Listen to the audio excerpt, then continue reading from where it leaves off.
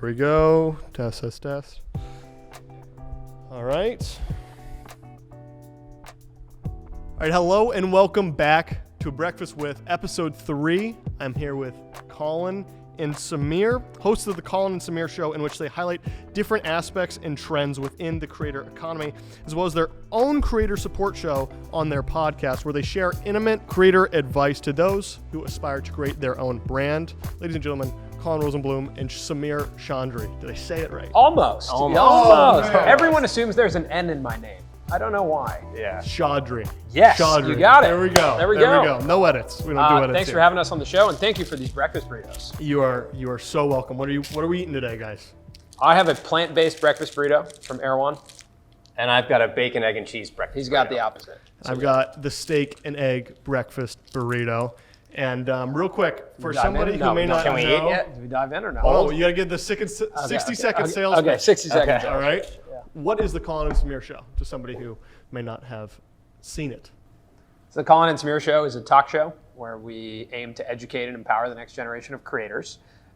We've been creators ourselves for the past 10 years, and it's the show that we wish we had when we started on YouTube 10 years ago. So we do it through conversation with ourselves, as well as bring on some of the top creators in the space to pull insights and learnings from them. Awesome. It's fantastic. I think we still have some time. Yeah, do we have some time? Yeah, we that's- probably have that's like some 15 words. seconds. Under Yeah, 60 I'll seconds. say one thing here. Okay, go ahead. Yeah, we feel like being a creator is one of the most sought after careers, but also one of the least understood. Right. So it's our effort to show people who want to be creators what roadmaps are available to them. Guys, what was your first experience with YouTube creation? I think mine honestly was when I was in film school. I just like uploaded my films Right. to YouTube, and that was when I was in film school and taking those classes. It was probably like 2009, so YouTube was relatively new. And I remember my first experience with YouTube itself was this video from Jenna Marbles, where she made this face. Like it was like a comedy video where she was talking about how to get someone away from you who you don't want to be talking to. She just made this face, and it went so viral around my campus, and I think around all college campuses. And that for me was one of the first times I recognized that you could upload to YouTube and share a video. So when I was in college, the films I was making in our computer lab, I would just upload them to my personal YouTube channel and share them with my friends. That's awesome. What about you? I think for me, it was a little bit later on. It was after I graduated from college. I'd always been a YouTube viewer, but in terms of uploading to YouTube, it wasn't until 2012 I was making a web series about my college lacrosse team that I played for. And I uploaded my first video to Vimeo because I felt like Vimeo was a place for like true art. That's fun. And that's what I considered what I was, I felt like I was like more of an artist and a filmmaker than like a YouTuber. I don't think I even knew what a YouTuber was. Right. And then Samir reached out to me, that's when we met, and said, like, if you're gonna be making these videos, you should put them on YouTube, on my channel. And I think whatever that next video was that I made, that's the first time I actually uploaded to YouTube. Oh, wow. That's crazy. Right? I didn't realize that was the first time you ever uploaded to YouTube. Yeah, and I mean, when I think about it, I actually sent you the video and you uploaded it. Yeah. So. Yeah. How did you discover him? So I had started a channel called the Lacrosse Network on YouTube, and the vision was like to start a television network for the sport of lacrosse, the modern television network, which would be online. Right. As we first started, we were looking for other people who were filmmakers who wanted to tell stories about lacrosse, or anyone else who was making video about lacrosse. And a trailer for a show that he was making in Colorado about the Colorado club lacrosse team went out on Vimeo, and it was like such a cool trailer. It was much more about college kids doing something and having fun and accomplishing something together, and it just so happened that thing was lacrosse. So it was like much more personal stories in the trailer, and the voiceover was from him and his filmmaking partner at the time. And so I just reached out, and I was like, exactly what Colin said. I said, hey, if you're going to be making these videos, this series, like, let's put it out on this, which I pitched as like a television network about lacrosse. At what point did you decide, or did he ask you to move out to LA with him? That probably wasn't until about 6 months later. Okay. So I made 6 episodes of that web series that all went out on the Lacrosse Network. And I also made a short 8-minute documentary style video about a pro lacrosse team with Samir and with the Lacrosse Network. And it was after that, which was in maybe May, or I guess it was May, that we started talking about me moving out for 3 months. And Colin drove out in June, and we had a production. We were doing live streaming of a pro league, and Colin was supposed to come out to that first game and help, and he drove out. His car broke down, and basically he got so delayed that I think you showed up right as the game started. Wow. And just grabbed the camera and started filming. I was extremely nervous that I was going to be late to my first day of work. And my car broke down in southern Utah. And so I was delayed by a day. And like Samir said, showed up. There was like 5 minutes until the game started and just took out my camera and started filming. That's terrifying because you're originally from New Jersey, correct? Yeah. And you drove all the way out from New Jersey. Well, I was living in Colorado at the time. Oh, okay. Yeah, because I went to school in Colorado. Gotcha. So it's about a 2-day drive from Colorado. Wow. I think the pace of creating has been basically the same since then. Since then. Yeah. I think now we're starting to get to experience a little bit of like a slower pace, but like Colin driving out, basically jumping out of the car with a camera in his hand and starting to film, like for the next 10 years, it was basically that. Literally exactly like that. So going to the Lacrosse Network, you said you were a big fan of lacrosse. You guys both played lacrosse, correct? Yeah. In college. I don't want to have you guys at each other's throats here, but I do have some stats I'd like to throw out and then raise the question. Okay. Who was better at lacrosse in college? In 2011, Colin had 13 goals and 8 assists all season. Am I wrong? Correct me if I'm wrong. I might be wrong. 2011? 2011 season. That would be my senior season? Yes, I believe so. Yeah. Wow. I'd like to think I was a better player than that, but yeah. In 2011, Samir had, I don't know what any of these stats mean. Can I caveat this right now? I tore my ACL. Okay. In my third game, my senior season, I didn't play. So you're bringing up a sore subject here, man. Oh man, I'm backing myself into it. I just want to be clear that when he reads these stats, this was in 3 games. Wait, can we say my stats again? You had said 13 goals and 8 assists. Do you have my high school stats? I don't. Okay. Can you pull up the high school stats? Yeah. All right. Again, only played 3 games. Maybe I played a 4th, but I tore my ACL. So. 3 games. Well, okay. Then in context, in 3 games, 5 goals, 2 assists is fantastic. 2011. 2011, yeah. We're pulling up some crazy stats. Yeah, I don't know. Yeah. But I only played 3 games, so that's probably actually. You know what? That is absolutely right. Yeah, I played 3 games. I tore my ACL. I have the video of me tearing my ACL. Oh man, it's terrible. I didn't expect to go into this dark of a. Yeah. I put This myself took a dark in a turn. Yeah. corner here. Took a dark turn here. Oh My high school stats are way more representative of the type of Okay, player. let me say this. I think had I played my full senior season, Right.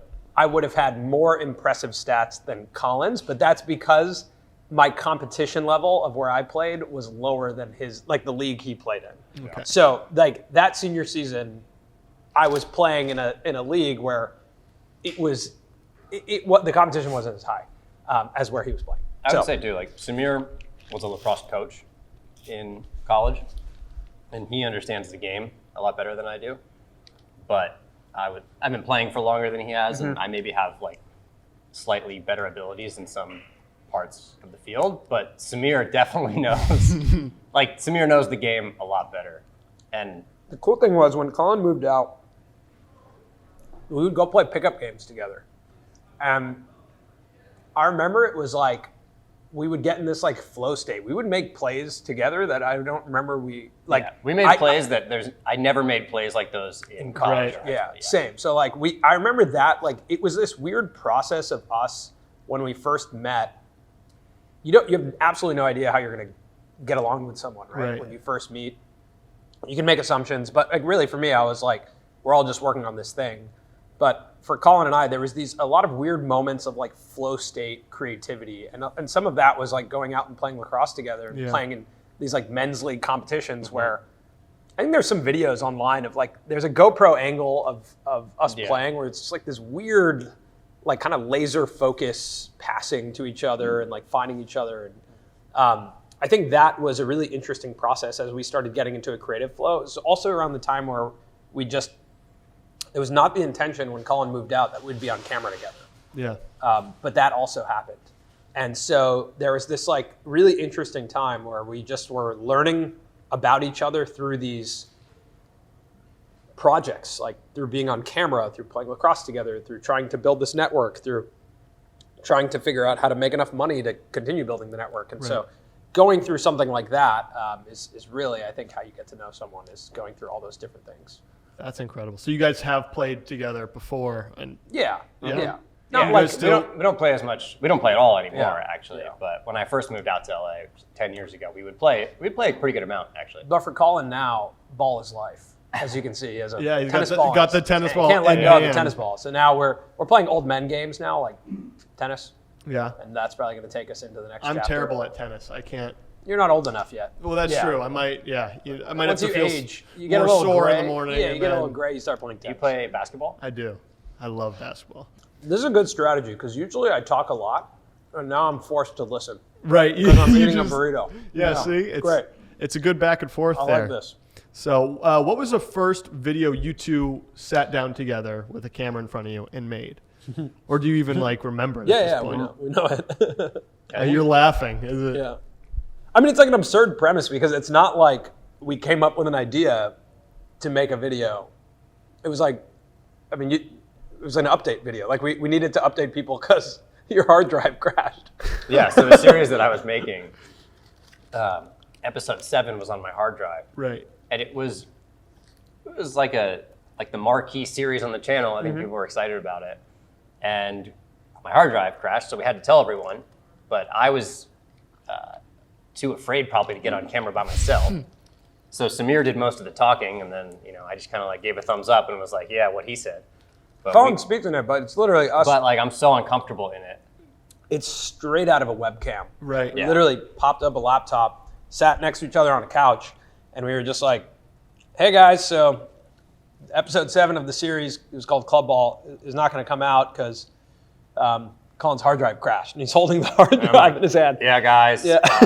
it crashed. All right, we'll keep you updated again. And that was it. Wow. No cuts or anything. That's so just a raw, hey guys, how's it going? Hard drive's no longer working. Yeah. It's a And pretty disappointing video, I think. we're delaying the next video, but did you have to, or did it not even go up? No, I mean, It were never op- went up. We never got that Yeah. video back. We just moved on. we were operating like a network, so there was like so much different content. Like on a Right. Monday, it was this show, and on Tuesday, it was another show, and on Wednesday, it was a live game. Like every day was new content. Like YouTube was a completely different world back then. Channels were much more like networks where people Right. were uploading tons of different content, and there wasn't one singular host. It really, the concept wasn't really like, this is my personal space to like tell you a story. It was like, this is the modern television. And then you ended up selling that brand and shifting to the Colin and Samir show. What was that transition that's a like? span of like 9 years, but Right. What? Give me the summary of from point A to not where we are now, but the dawn of the Colin and Samir show, and how you guys kind of took that journey from we had this network and now we're shifting to something almost more personal from a brand standpoint. definitely more personal. I think like at that time, what's interesting is like when you're in an industry early, you develop a level of subject matter expertise, and I think that like is an asset in itself, right? So like 3 years of building a sports YouTube channel, and we were miles ahead of everyone who was trying to solve how to do that. Right. And so that's really the reason we got acquired, was because of our subject matter expertise in the space. And we got acquired by a company that was working on building sports channels, and had just signed Dude Perfect, and was working on like, how can we bring the NBA, the NFL, Right. Whatnot. Actually, one of our first projects was bringing Giannis onto YouTube. Really? Yeah, and working with Jeremy Lin. So we did a lot of basketball content early on. But yeah, I mean, what ended up happening is, over the next couple of years when we got acquired, we were surrounded by resources that like supported us learning about the business of YouTube. Like what was this business? How do you make $1 million with a YouTube channel? How do you make a sustainable business with a YouTube channel? What are the monetizable opportunities for creators? And I think that really made us fall in love with the concept of being creators ourselves had changed our lives, like getting on camera, filming, building a relationship with the audience, having a career in creativity, that had changed our lives. And getting to work with other creators, that was really exciting. I think all of that was in a span of 4 or 5 years. We always talk about going to work at that company, Whistle, as our MBA. Like that's where we really learned about creator business. I think that's where we were in the room with brands too. So because we were part of a larger company, as a specific example, they're in a room with Gatorade pitching them on, some of the basketball creators, some of the golf creators, and then Samir and I get to, pitch them on lacrosse. And they're not, they maybe didn't come into that room interested in lacrosse, but we get to win them over.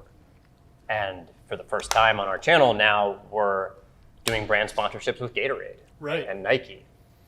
And so, we're doing that on the Lacrosse Network, but we're also helping facilitate those brand partnerships for other creators. And so I think we just developed this passion for helping creators build their businesses during that time period when our company was acquired. But then 2016, we made the decision to move on from that. I think both of us were really inspired by what was happening on YouTube at the time. If you think about 2015, 2016, that's the Casey Neistat vlog era. And creators are now building businesses just off of their personalities, off of their name. And we felt like we had developed those skills on YouTube to maybe try it ourselves. And so we left that company and just started this channel called Colin and Samir in 2016. Started telling really random stories, very much sinking back into being filmmakers. And quickly learned that, we didn't have a plan. And that you can't just tell stories about whatever you want, that like YouTube, there's a system to it, there's a business to it. You have to, like any other company, think about like who your audience is, what your product is, what value you want the viewers to get out of the videos. And that took us 3 to 4 years truly of experimenting to figure out like what can we talk about on YouTube in a sustainable way. Because throughout those 3 or 4 years after we left, we were really operating like a production company. We were making videos for other people to pay the bills. YouTube was not the thing. I think Colin just said there, he said we were sinking back into being filmmakers. We were never true filmmakers because we always had like an audience that we knew what they wanted with the Lacrosse Network. They wanted content about lacrosse. And with that as the constraint and the framework, like we knew what to make for them. This new version of us was like, we don't know who we're making content for anymore. And so we were making content for ourselves, which is a completely fine thing to do. But we didn't really have a financial plan leaving the company. I think we were so confident that the model was start making stuff and then something good will happen, right? And that's what happened the first time around. It was like start making stuff and 3 years later, something good happened. And I don't think I assumed it would happen on an accelerated timeline, but it happened on a much slower timeline because we had absolutely no idea who the audience was.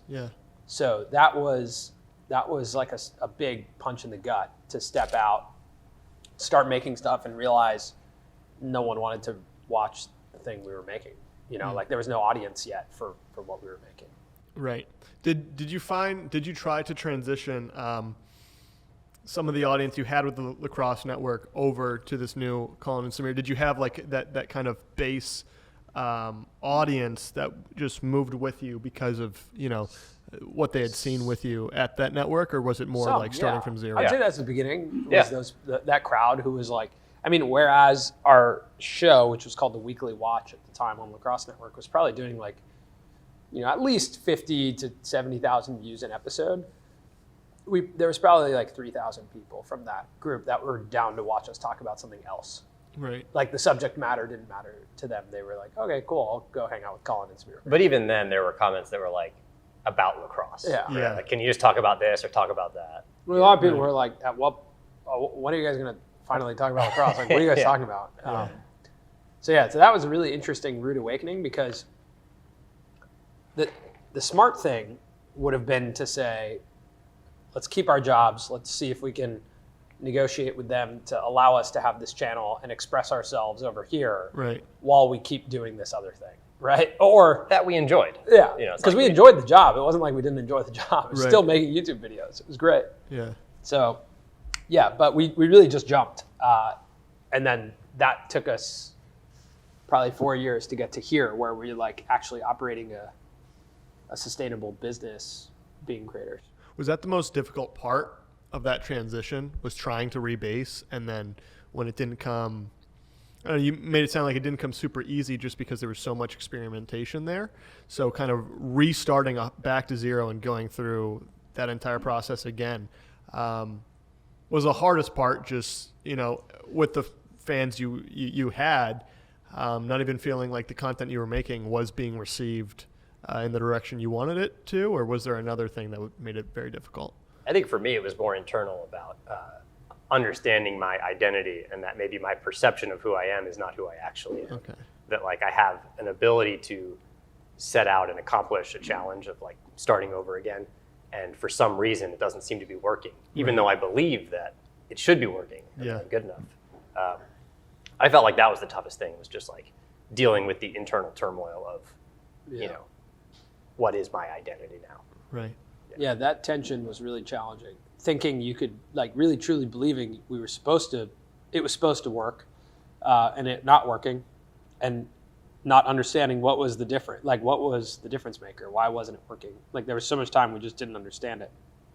And then there was even times where we did understand it, but we just couldn't seem to do it. So I think those years were challenging. I wouldn't say the first year was as challenging as probably the third year. Because the first year, there was still excitement around whenever we would try something new. We'd be like, oh, that was cool. Maybe we're doing this now. Right. But 3 years in, where you were like, oh my God, it's the same thing. Like this is actually, I think 3 years in, we made the least amount of money. Yeah, and you're getting close to 30. Yeah. And a lot of your friends have been at jobs for a while, and they're like starting to do really well. Yeah. Right. You know, and Samir and I are just meeting up with each other and feeling like we're just failing. Yeah. You know, it's like 3 years of somewhat like fun, but failure, Right. especially financially. So Yeah. That was it got hard. harder and harder. It got harder every year. Yeah. It got harder to the point where we quit. Right. So, yeah. And then with, you know, hills and valleys, there's always a come up again. So from that spot where you're sitting there and you're like, we're done, you know, what took you back into like, no, let's not give up, let's keep going? And then what was the point where you're like, okay, I know I don't want to jump the gun here, but it's becoming clear that what we're doing now is what we're supposed to be doing, and it's what's working, and that you kind of had something sustainable coming from your channel. And actually, real quick, before we answer that, I want to reset those cameras just so we have the other 30 I thought you were going to minutes. say we're going to take a break Yeah, I was Yeah. like, wow. and hear from one of our sponsors, I wish. We already reset it. Oh, you already reset it? the Invisible. Perfect. Wow. So the real inflection point was at the end of 2019, beginning of 2020. So end of 2019, we quit. Both of us are looking for jobs. I moved back to the East Coast, but we had received an email from Samsung about an event they were doing in February where they're announcing new devices. And they basically, you know, said, we would like you guys to be a part of this presentation to show off the new phone that we have coming out. And so that was an exciting opportunity that, you know, even though we had kind of shut down a little bit, it was like, well, let's at least go explore that. And so in that process, we ended up, you know, doing a good job for them and building a good relationship. And they ended up offering us a year-long contract to be brand ambassadors for them. And, you know, that was the first time that Samir and I had the opportunity, if we wanted it, to just focus on our YouTube channel. Right.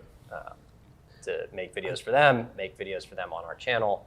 And it was really like the universe saying, like, if you really want this, like, here is your opportunity to just focus on the YouTube channel. Right. I think there's important context there because, like, so far, if you're listening to the story for the first time, you're like, didn't you just say you guys were failing for 3 years? Like, why would a company like Samsung reach out to you?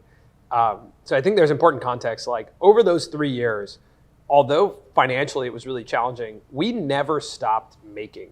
And that making kind of took us to these different places. And one of those places being Casey Neistat's studio in New York City. 368, where we Right. met some people there who one of them was formerly at Samsung. And so when Samsung was looking for creators, we struck a relationship with him, and Samsung was looking for, creators who represented kind of this modern version of makers and people who are telling stories online, and that could do it with the tools in their pocket. Like, that's when he recommended us, and that's what unlocked the whole thing. Wow. So, like, you start to recognize that. There's someone who asked me the other day around, like, why do you think this happened? Like, why did that happen? I think it's the dedication and the time that you spend in the industry that you're in, even if it doesn't feel like it's working, if you're actually that committed to it. Like, it's hard to do something over long periods of time where you're not getting compensated for it. Right. When you can't figure out how to compensate yourself for doing it, it's hard to do. And I think that naturally weeds out a lot of people. And so if you stay in the market for a long enough time, you put yourself in a position of you actually are, good to work with, good at the thing you do, passionate about it, want to do it, want to solve the problems in the industry. At some point, an opportunity is going to come your way. Right. Something's going to give. Yeah, something's going to give. And for us, like, that was the moment where something gave. So that, year-long contract, which they, just like a movie, literally handed us a physical contract in a hotel lobby in San Francisco, that changed our entire lives. Wow. When it came to this business, and afforded us the opportunity for a year to focus on being creators. Right. And Wow. that happened in February of 2020. That's So, wild. and I think we signed the agreement right at the beginning of March. Yeah. So I moved back out to LA, Yeah. So you had moved back. Yeah. Yeah. Was it to New Jersey or back to Colorado? New Jersey. Wow. Yeah. So moved back out, and then pandemic hits, and we're just making videos. Yeah. Wow. So for you, I mean, of things that you say, air quotes, good things that came out of the pandemic, do you feel like within the pandemic, it gave you a new sense of direction where you could create, and then just with the contract there, completely focus on your YouTube channel? Mm-hmm. Wow. I think Colin called me, I remember it, from New Jersey, and he said, like, this is crazy. This will be the first time where we'll actually get the opportunity to be full-time creators. And I was like, when he said that, I remember I was like, oh, wow, that's right. Because even over those 3 years where it was hard to make money, like, no money was coming from us making YouTube videos. So we were making other content. Mm-hmm. So yes, we were full-time creatives, freelancers, people who were making things, but our income was not coming from the thing we wanted it to come from, which was making YouTube videos. Our income was coming from doing creative projects with other people, Right. some of which we didn't want to do, but I think that was a really exciting prospect of, we can actually just focus on this. And then that concept of focus too, you had no choice in the pandemic but to focus. Right. There's nothing else to do. And that actually, I think was for us, the focus was a gift. The rest of the situation obviously was challenging for a lot of people, but the one thing that I think was a gift to us was focus. Like, I think a lot of people think that doing a lot of things is hard to do, like entrepreneurs or business people who are able to do a ton of different things at once. That's a challenge, which sure it is, but I think the harder thing to do is to keep it simple and do one thing. That, at least for me, is like the most challenging thing. And when you're forced to do one thing, you put all your energy into one thing and see where it can go. Well, for those who follow us on us, I guess follow The three of us? the three of us. Well, we just launched a joint account. Joint account. right. On Twitter, if you follow @Tweet2Breakfast, which is the vehicle that runs this show, we put out a tweet. I keep saying we. I put out a tweet. They retweeted it. So it's kind of we. Yeah. It is kind of we, where I asked fans of the Colin and Samir show for questions that they sent in by replying to that tweet on Twitter. So if I could say tweet one more time, I'd like to ask these questions from these Twitter users that have tweeted them at me via Twitter by tweeting. Of way of tweet. I don't know if it's clear. No, it's coming across. Yeah. At Mune Lychee says, how often do you guys get recognized in public? I got recognized yesterday, actually. Yeah. Yeah. No, I didn't tell you this, but I was looking for a parking spot, and this guy is in the back of his pickup truck. He's like setting up a fishing rod or something. It was like near the beach. Sure.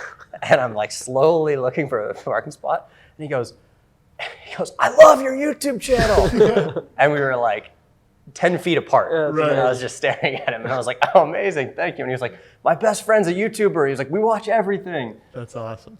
And then I was like, "Are you pulling out, or are you?" Can I take your spot? Yeah, take that. I take your spot, and he wasn't, so I kept moving. But That's fine. Yeah, but no, it was really cool. It was really exciting. Yeah. It's a bit like location dependent. I would say over the weekends it's more often. Like this weekend for me, it probably happened 3 times. Oh. Yeah, Wow. with my wife. So like, she always thinks it's like such an interesting experience because she's so like confused by Right. it. You know, like why are people?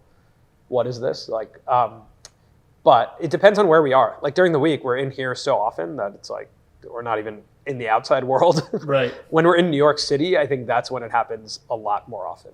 So it depends on where we are, but it's more now than it ever has been, and it's to an extent where we don't even tell each other about it when it happens independently now. So Is that like surreal? Like, is there ever a point where that's like weird? I would say we're really lucky that like the people who watch our show are a lot of professionals, right? Mm-hmm. They're like young professionals or working careers. So in my experience so far, everyone who watches our show comes up to us is like extremely kind and very like respects boundaries, because it's not like They're like peers. Yeah, they're like peers. It's not like With the Lacrosse Network, our audience was primarily like 13 to 6-year-old, or 13 to 16-year-olds, right? Yeah. And sometimes even younger. And so when they would come up to you, a lot of times they don't even have anything to say. Right. They're just excited, and then you have to ask them questions Yeah. to like keep the conversation Yeah. going. Right. But now if we run into someone who watches our show, like they probably have a good reason for watching our show and have something interesting that they would want to say to us, right? Or ask us. Right. Yeah, there was a guy I ran into here on Abbott Kinney, and he was super kind and just like talking to me about what he does, and then I looked up what he does. He's like a super successful Web3 company, and there's a lot of people who are also doing interesting things on the internet. Right. And that's, I think, the coolest thing is like the show has become our ticket to meet interesting people. Wow. What is a video that you thought would flop, or has there been a video that you thought would flop? And this is coming from Everyone knows. Everyone knows. everyone in the Everyone room. knows. Turn around and look. Yeah. This is coming from E. Rosalia. I'm so sorry, guys. What's a video you thought would flop but did really well? And then on the contrast, is there a video you thought would do really well but didn't? And I'll add to it, what is that feeling like when you put all that work into something you love and then it doesn't do as well as you had hoped? So I'll take the first one. So a video we thought would not do well is our video about Liza Koshy. And we felt like because she had sort of left YouTube for traditional entertainment, that potentially we were going to put this video out on YouTube. Right. And because she's no longer super active there, that there wouldn't be a real fan base to watch the videos. And we posted it and we said to the whole team, all right, no one take any lessons from the Liza Koshy episode. It's a total outlier. It's like, we're just going to put this out. We're going to move on. And we just didn't feel like there was that much. I don't know. We just didn't feel like it was set up for success. And then, I don't know, it has like 800,000 views right now. It's like one of our best performing videos. So. Yeah. It's a great video. I actually watched that with my roommate Joey. I don't know if he's Shout out into Joey. YouTube. Yeah, shout out. Yeah, he's Shout into out Joey. YouTube to the point where like just because I'm into it and he helps me make, he's the best. But I watched that. It was one of the first videos. I remember it because I watched it. I had just set up my Apple TV on my new television in our dorm, and I watched it, and it was super interesting because I remember how prominent she was, and then suddenly it was almost like she had disappeared. So it was like that. Oh, people are taking paths off of creation in that way. But In terms of the video, I think we thought would do really well. Maybe the breakdown about YouTube boxing Oh yeah. comes to mind. Mm-hmm. We put a lot of work into that one, and I think we're all very proud of it. And it has 100,000 views about, which is great. But it's just funny sometimes. You don't always know what's going to take off and what's not. We put way more work into that one than the Liza Koshy one. Right. Way more confident going in. And the Liza Koshy one has 8 times the viewership. I even think we workshopped that one with Mr. Beast when we were in North Carolina. Yeah. And he was like, oh, that's a great one. Mm-hmm. I think we all just knew it was going to be a great episode. And I am extremely proud of that one. Like I loved working on that one. I think that's one of our most intricate like episodes we've done. Yeah. There's also a throwback episode call that Colin edited one time where in the studio we used to work out of, there was an artist who asked us if he could use it to do an interview with a Japanese magazine. And Colin made a video called Big in Japan, it was like a really absurd concept. It was like a vlog of the day, but cut really short, really punchy. That was basically us telling our future selves, this is how we got big in Japan. Like if it ever happened where we were really big in Japan, it's because we ended up in this Japanese, like really hip magazine. That's funny. It has like 1,000 views, but it's one of my favorite videos that's on our channel because it's just an absurd like slice of life of what our life used to look like, where we literally had nothing going on. It was like one of our friends was getting featured in a magazine. Yeah, we were just hanging out. We were just there. We had nothing going on. So and because they chose to put us in photography, we were like, oh, this could be an interesting video. Maybe we'll get big in Japan because we're in a Japanese magazine. Yeah. Didn't happen. It didn't happen.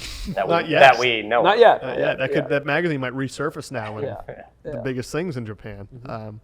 So at Sniffo5 said, shout out Sniffo. how did you guys decide that Colin's name would be first in Colin and Samir? Why not Samir and Colin? Or was there even a thought process? That's a sensitive subject. Yeah. Oh. Yeah. More sensitive than the that lacrosse. Question probably should have been left out. Yeah. Sniffo, you're killing me, man.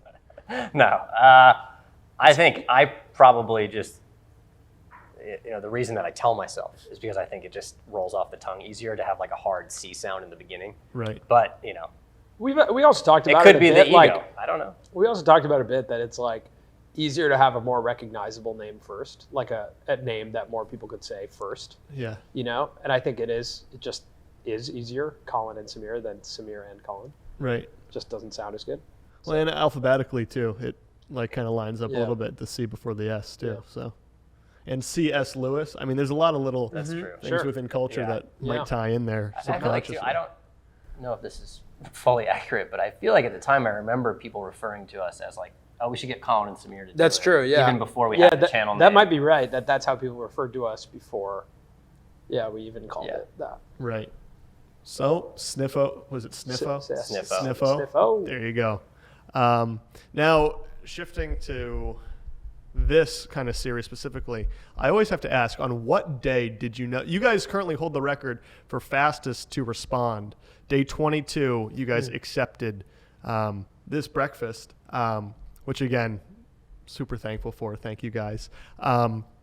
What day did you notice? Was that literally day 22? Oh, this is cool, or was there days prior? It was much earlier. It was earlier. Yeah, much earlier than that. I think for us, it was like, all right, is this guy really going to tweet at us every day and do this thing? It was like early, day 3 or something. And then there was one day where like we got a ton of messages from our audience that was like, hey, you guys should do this. And I think me personally, like when I saw you doing it, like, of course, your first thought is like, this is a little weird. Like, right? Like this guy's a little too persistent. How long is he going to do this? But, I think from both our audience and then also like when we said yes and our correspondence with you, you were like a reasonable enough human that it was like, great, because the internet's a strange place. And you've done it with other creators. Yeah, and you've done it with other creators. I think the social proof that you had done it with other creators was really important to be like, okay, like you're trying to build trust in this community. You're not gonna cross any boundaries. Yeah, it's like weird. That's the biggest thing I've tried. Kind of the biggest. I'm not ignorant to the day, XYZ of, and then asking for something like that. That's with the whole branding thing. I try on my Twitter banner. I have Mike, and then I have FaZe Rug, and then on my first pinned is it's like a big blaring. I've done it with this and this. I'm not trying to be weird. Social proof's important, and I think like I know how hard it is to get this type of stuff off the ground. Like, we know it firsthand on getting creators to interview and the snowball effect it has. And I think for us, it's like if we can support young creators and figuring out their thing and maybe interviewing, over time, it's not your thing, but this jumping off point is what led you to your thing. And we had a lot of moments like that where a lot of other creators gave us chances. So like for me, I look at the situation and I think like if we have that opportunity, then we should pay it forward too. Right. That's awesome. Yeah. Speaking of creators you guys have interviewed some of the world's largest creators, such as MKBHD, ZHC, Ryan Trahan, Mr. Beast. Through doing all that stuff, right? Is there a moment in an interview or an interview itself that sticks out to you guys as maybe one of your favorite moments or one of the most impactful moments, or maybe just some of the best advice you've gotten? The thing that comes to mind for me is Mr. Beast talking about how he dropped out of college and he didn't tell his mom that he had dropped out. Just because I don't think, we had known him for a couple of years at that point, but we didn't know that story. Right. And I don't think he had told that to anyone publicly, like in an interview. Right. So that to me was a really impactful story. And we, eventually spoke to his mom about it too, so we got to hear it from both sides. So right. That kind of sticks out as like, for as grand and sensational as he is in his channel, to capture a really human moment from both him and his mom that I think is really relatable, of like a kid who is in school but doesn't feel like it's the right place for him or her. Right. That to me was a really incredible moment to capture. Yeah. I think for me, it's in the MKBHD interview, you kind of get the sense and you get the feeling of how much he loves tech. Yeah. And that to me was like so powerful that, he loves tech so much, and that this subject matter that he's covering and making videos too. Both him and Jimmy, I would say, share this feeling towards making videos that, of course, they do other things in their business, but both of them as individuals love making videos. Yeah. And I think how much Marquez wanted to keep his focus or wants to keep his focus on making videos is really inspiring to me. Again, I think like as a young entrepreneur, I used to think doing a lot of things was really impressive. And I think now when I meet people who are really capable of doing one thing really well, that's the most impressive to me. And both of them, I think, have that in them. Right. Well, as we start to wind down here and get ready to wrap up, I'd have just two more questions for you. First, social media can at times be overpowering, overwhelming. I hate to assume things, but I have to assume at times you've experienced that. Is there a way that you go about decompressing and just taking a step back, whether it be from work, social media, is that hand in hand, and then just spending time with your families? Or are there times where it just does get a bit overwhelming? I think it is overwhelming. Like, I think your access to it is really challenging. I think personally, like, the way I decompress best is in activities where I am 100% present and focused and I have no other choice. Right. So one of those is like playing tennis. It's a great example of one where you have no choice but to be actively like exactly there. Like there is a ball coming towards you, and if you aren't focused on that ball and really only that ball, then you're not going to hit the ball. And I think that type of activity is really fun to make sure you're present. Swimming is another one for me where I can't have any inputs. So like if I'm underwater, I'm not listening to music, I'm not talking to anyone, I'm not watching any content. I'm literally just underwater, and then you get into this flow state and you have a moment to just like be with your own mind. So I think experiences like that are really important. And then lastly, I would say I try my best to get out to nature as much as I can. But, with those things said, like I am no case study for how to have a healthy relationship with social media. Like right. I got rid of YouTube Studio from my phone because I just I didn't like having that much access to the performance of what we were putting out on a regular basis. I wanted to be more disciplined with that. So I've had to do things like delete apps and fully distance myself because I'm absolutely not capable just naturally to be disciplined with social media. Wow. Yeah, I find it to be very overwhelming. Yeah. Yeah. I think, for the amount of time that we spend for work looking at social media, and then you add on top of it the time that I spend at home just for like leisure like anyone else. Yeah, it's really overwhelming. I think the advantage that we have and what helps me get through it is that it's not just Samir and I coming into this room and working on our projects. We have a team of people that I enjoy being around. And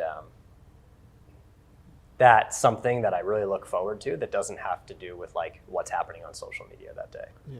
So I think that's what makes it really, I'm able to like have a career in social media where you would think I would be inundated with like social media all the time and what's happening. But, you know, it's not everything that we talk about in here, which is nice. Yeah. Well, and finally, I want to try something a little different this time. Here this we is go. a first on a Breakfast With. So the last question is, and I think this is great to start with you guys because it's literally what you do. But if there is one piece of advice you could give to any creator starting out, what would it be? And I don't want you to tell me it. I'm actually going to go get something from my bag over here while you do it. But I want you to look into the camera and speak directly to the person watching. I think my best piece of advice is that you can go slower than you think. And I think that's like a really confusing and overwhelming thing to think about when you're first starting out. But I do think that going a little bit slower, a little bit more intentionally, thinking about what's the right video to put out, not just let me put out something, that will lead you to a longer lasting, more sustainable career, and even just more time to evaluate what you actually want out of this career. Yeah, my piece of advice would be that you don't look at things that aren't making videos as detrimental to you making videos. I think whether that's another job or another hobby, you should think about what you're excited about, what you're passionate about, that has nothing to do with making videos, because most likely that will lead to what you want to talk about or what you want to make. And even if it's something that you end up not liking, a job or a hobby, that too is going to put you in a direction that could end up helping you as a creator. I think sometimes like young creators, they just immediately want to be like a YouTube creator, but they don't necessarily know like what they want to talk about or why they want to be a YouTube creator. And I think the best thing you can do is just live a life that has nothing to do with it. Because then you'll find something that you're hopefully passionate about that will like make you want to make a video and tell people. Oh, I have one more that's probably quicker also to say. Just don't measure yourself with someone else's ruler. I think that's a really important one. Awesome. Well, ladies and gentlemen, Colin and Samir, guys, thanks so much for the opportunity to do this, and I hope you enjoyed your burritos this morning. I did. I don't know, Colin. I just can't multitask, so I'm going to finish it right after. Awesome. Thank you guys so much. Remember to like, subscribe, and follow me on Twitter at Tweet2Breakfast, and tell me who I should tweet to next to buy them breakfast in the comments below. Thanks so much, guys. All right, and I actually leave those rolling. Okay. Have like a little afterward here. Okay, after show. The after show. I don't know if you've seen these. Patreon exclusive. Yeah, I wish. No. These are shirts. This is yours. Oh, wow. Everybody's got them. Mike has the first. There you go. So And, I'm number 3. So that means I'm like the third. Episode 3. Oh, that's cool. Super exclusive. That's fun. Yeah. That's cool, man. I love that. That's a great idea. Am I able to get you guys to throw them on for an Instagram photo? Sure, man. Absolutely. A breakfast with. That's cool. That's cool. Makes you feel like an athlete. Should we take the mics off? Yeah. I always keep this going. I like the afterward shots. Yeah. I like that this looks like a diner. Thank you. Yeah, thanks for coming. Thanks for breakfast. Of course.